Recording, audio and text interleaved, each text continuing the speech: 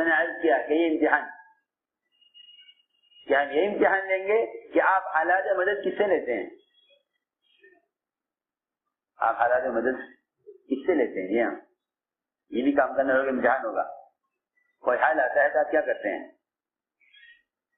کہ مدد حکومت سے لیتے ہیں یا مدد مال سے، مالداروں سے لیتے ہیں؟ ہاں سنو غور سے، یا مدد ہم سے لیتے ہیں؟ ادھر آگ ادھر جبرائیل.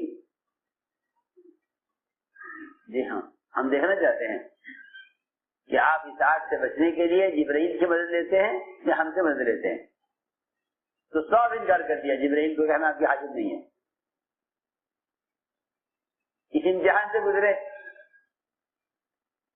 اس امتحان سے گزرے. جی ہاں، تو پھر امتحان، بڑا سخت امتحان آیا کہ ہمارا حکم ہے کہ اپنے بچے کو ہمارے لیے، ہمارا حکم ہے کہ اس کو ذبح کرو. سوچنا چاہیے، سوچنے کی باتیں بہت. نبی اللہ سے اولاد چاہتے ہیں دین کی حفاظت کے لیے اور اس امانت کی حفاظت کے لیے کہ اللہ مجھے اولاد چاہیے جو اس کام کی حفاظت کرے جو کام نے دیا ہے. جی ہاں، زکریا علیہ السلام نے اللہ سے اولاد مانگی جب ان کی عمر 120 سال کی تھی اور بیوی کی عمر 90 سال کی تھی. کہا کہ میں تجھ سے مانگ کر نامراد نہیں ہوا، مجھے اولاد چاہیے، مجھے اولاد چاہیے. 120 سال کی عمر میں، 120 سال کی عمر. یہاں تو اگر 30 سال کی عمر میں بھی کوئی ڈاکٹر کسی کو کہہ دے اولاد نہیں ہوگی تو مایوس ہو جاتا ہے کہ نہیں ہوگی. جی، کیونکہ شکلوں سے لینے کا مزاج ہے، اللہ سے لینے کا مزاج نہیں ہے. اس سے لینے کا مزاج ہے اسباب سے، شکلوں سے لینے کا مزاج ہے، اللہ سے لینے کا مزاج نہیں ہے. تو جہاں اسباب ہوتے ہیں وہاں اطمینان اور امید ہوتی ہے، جہاں اسباب نہیں ہوتے وہاں کوئی امید نہیں ہوتی. یہ سب کا حال ہے. اور اللہ تعالیٰ سے امید کرنے کے لیے سبب سے نا امید ہونا شرط ہے کہ آپ پہلے اسباب سے نا امید ہو، پھر اللہ سے امید، پھر اللہ سے امید کی جا سکتی ہے. جو بھائی بات یاد رکھو، جو اسباب سے امید رکھتے ہیں وہ اللہ سے نا امید ہوتے ہیں، اور جو اسباب سے نا امید رہتے ہیں کہ نہیں ان سے نہیں ہوگا تو اللہ تعالیٰ ان کے لیے اپنی ذات سے راستہ کھول دیتے ہیں کہ میری ذات سے امید کرو. سنو، تو میں نے آج کیا، کوئی سبب نہیں ہے ظاہری، ہڈیاں کھل چکی ہیں، بال سفید ہو گئے ہیں، بڑھاپا اپنے حد کو گزر گیا، 120 سال کی عمر ہو گئی زکریا علیہ السلام کی. اور کیا کہہ رہے، لم اکن بدعائک رب شقیا، میں تجھ سے مانگ کر کبھی نامراد نہیں ہوا، مجھے اولاد چاہیے. ہاں، اللہ نے جواب دیا دعا کا، نبشر کا بھی آیا، لو بشارت بیٹے کی. ہاں، تو میں نے آج کیا کہ ہم یہ اولاد چاہتے ہیں اللہ سے. یہ زمیندار چاہتے ہیں نا، زمیندار بہت بڑا ہے اور کوئی آگے پیچھے ہے نہیں، حکومت قبضہ کر لے گی، اے اللہ بیٹا دے دے. جی ہاں، اور تاجر مانگتے ہیں اللہ بیٹا دے دے، کارخانے والے مانگتے ہیں اللہ سے بیٹا، کے لیے دنیا کی حفاظت کے لیے اور دنیا کے مال کا وارث بنانے کے لیے. جی ہاں، اور انبیاء اللہ سے اولاد چاہتے ہیں اس علم کی حفاظت کے لیے اور اس علم کی وراثت کے لیے جو اللہ نے علم دیا ہے، ان کو ہدایت دی ہے. تو اللہ نے بیٹا دیا ابراہیم علیہ السلام کو. یہ بیٹا دیا تو حکم دیا ابراہیم اسے ہمارے لیے ذبح کرو. کیوں، کیا نہیں، کیوں کا سوال نہیں ہے. یہ میں نے اجازت کرنے والے سوال نہیں کرتے اور اجازت کرنے والے کی جو حکم کی علت معلوم نہیں کرتے کہ کیا وجہ ہے. جی ہاں، اور بچے کو ذبح کرایا کیونکہ بچہ معصوم ہے. کہ معصوم کو کیوں ذبح کرا رہے، یہ تو وہ حکم کے قابل نہیں ہوا، تاکہ کوئی وجہ ہوتی ہے ذبح ہونے کی کہ کوئی غلطی کی ہے کہ نہیں معصوم ہے، اس کو ذبح کرو۔ ابراہیم علیہ السلام نے حکم پر چھری چلائی کہ ہاں یہ حکم ہے، اس کو پورا کرنا ہے۔ جی ہاں، اور بچے سے یہ نہیں کہا کہ حکم ہے میں آپ کو ذبح کرتا ہوں، تو بچے سے کہا اپنے معاملے میں خود غور کر کے بتاؤ تمہارا کیا خیال ہے، تمہارا اس بارے میں۔ ہاں سنو، اس لیے ایک بہت اہم بات ہے کہ کوئی آدمی بھی کوئی کام اس لیے نہ کرے کہ سب کر رہے ہیں چلو میں بھی کر لوں، سب کر رہے ہیں تو جی میں بھی کروں۔ لا تکونوا امعاء، کہ امعاء نہ بنو۔ لوگوں نے مجھے امعاء کیا ہے، کہا کہ امعاء یہ ہے کہ آپ کرو گے تو ہم بھی کریں گے، آپ حق پر تو ہم بھی حق پر، اور آپ باطل پر تو ہم بھی آپ کے ساتھ باطل پر، ہم تو آپ کے ساتھ ہیں، جو آپ کرو گے وہ ہم کریں گے۔ سنو غور سے جا کر، بہت اہم بات ہے۔ بچے سے یہ نہیں کہا کہ اللہ کا مجھے حکم ہے میں آپ کو ذبح کروں، تاکہ معلوم ہو کہ بچہ باپ کے حکم سے ذبح ہو رہا ہے یا اللہ کے حکم سے ذبح ہو رہا ہے۔ سنو تو صحیح، بچے کا بھی امتحان ہے، صرف باپ کا نہیں ہے، بچے کا بھی امتحان ہے۔ جی ہاں، بچے کا بھی امتحان ہے، عجیب بات ہے، بچے کا بھی امتحان ہے۔ فانظر ماذا تری ہے قرآن میں، یہ نہیں ہے کہ میں آپ کو ذبح کروں گا، میرا حکم ہے، یعنی اللہ کا حکم ہے، مگر آپ بچے سے کہا بیٹے اپنے بارے میں خود غور کرو، تم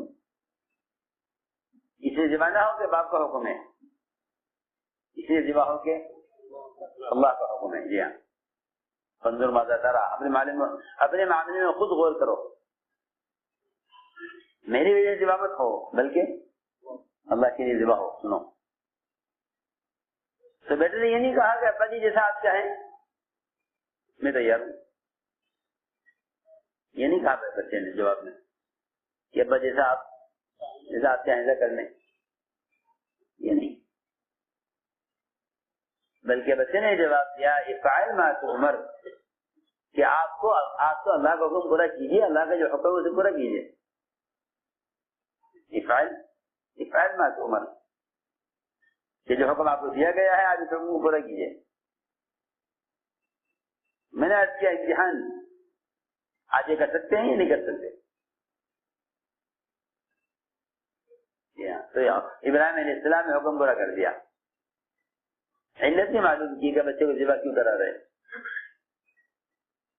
جی ہاں، یہ امتحان انبیاء کا، یہ امتحان انبیاء کا۔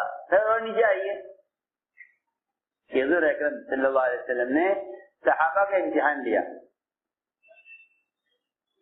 اس کا صحابہ کا امتحان لیا۔ سنو، ایک صحابی تھے جو اپنے والد سے سب سے زیادہ محبت کرتے تھے، اور والد کے ساتھ بہت حسن سلوک اور ان کی خدمت، اور سب سے زیادہ باپ پر خرچ کرنے والے۔ آپ ان کو بلایا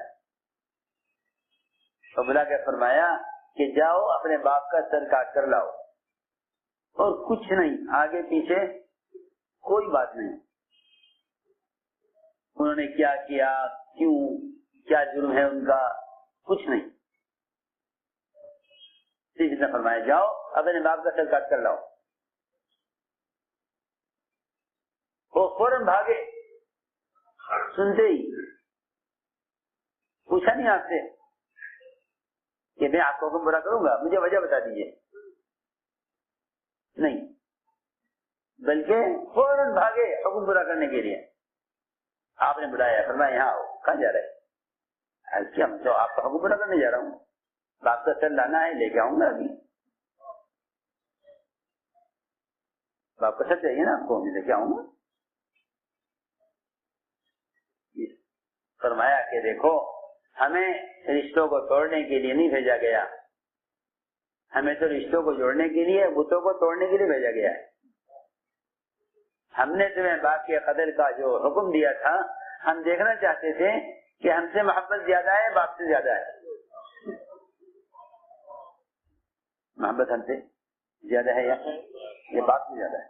اگر محبت ہم سے زیادہ ہے پھر تو تم ہم کو پورا کرو گے، اور اگر محبت آپ سے زیادہ ہے ہم سے کم ہے تو پھر تم کہو گے کہ یہ حکم آپ نے کیوں دیا ہے؟ ہم نے تو تمہیں محبت میں آزمانے کے لیے حکم دیا تھا. تو میں نے عرض کیا کہ امتحان حضور اکرم صلی اللہ علیہ وسلم نے اپنے صحابہ کا اس طرح امتحان لیا ہے. صحابہ کا بھی امتحان لیا ہے کہ یہ کتنا جمنے والے ہیں حکم پر. سنو، ایک صحابی تھے کعب بن مالک رضی اللہ تعالیٰ عنہ. کعب بن مالک وہ غزوہ تبوک سے پیچھے رہ گئے، سارے تقاضوں پر چلے. ہمیشہ کہتے ہیں کوئی غزوہ میں نے آپ کے ساتھ چھوڑا نہیں، کوئی غزوہ میں نے آپ کے ساتھ چھوڑا نہیں سوائے بدر کے. ہر موقع پہ میں آپ کے ساتھ رہا. لیکن تبوک کا جو موقع آیا، تبوک کا موقع آیا تو تبوک کے موقع پر میرے پاس مال بھی بہت تھا، سہولت بھی تھی، سواری بھی تھی، اسباب سفر بھی پورے تھے. لیکن میں نکلنے سے رہ گیا، نکلنے سے رہ گیا. دونوں بہت توجہ سے، میں نکلنے سے رہ گیا. حضور اکرم صلی اللہ علیہ وسلم تبوک کے لیے روانہ ہو گئے اور میں کوئی تیاری نہ کر سکا. لیکن جن کے پاس اسباب ہوتے ہیں نا، وہ یہ کہتے ہیں ہم تو کر لیں گے جب چاہیں گے، ہم جب چاہیں گے کر لیں گے. لوگ سمجھتے ہیں کہ اسباب ہوں گے تو ہم فارغ ہو جائیں گے، حالانکہ اسباب تو آدمی کو مشغول کرتے ہیں. جتنے اسباب زیادہ ہوتے ہیں اتنی مشغولی زیادہ ہوتی ہے. مشغولی اتنی زیادہ ہوتی ہے جتنے اسباب زیادہ ہوتے ہیں. جتنے اسباب زیادہ اتنی مشغولی زیادہ. آپ جانتے ہیں 2 دکانیں ہوں تو کتنی مشغولی، 4 دکانیں ہوں تو کتنی مشغولی.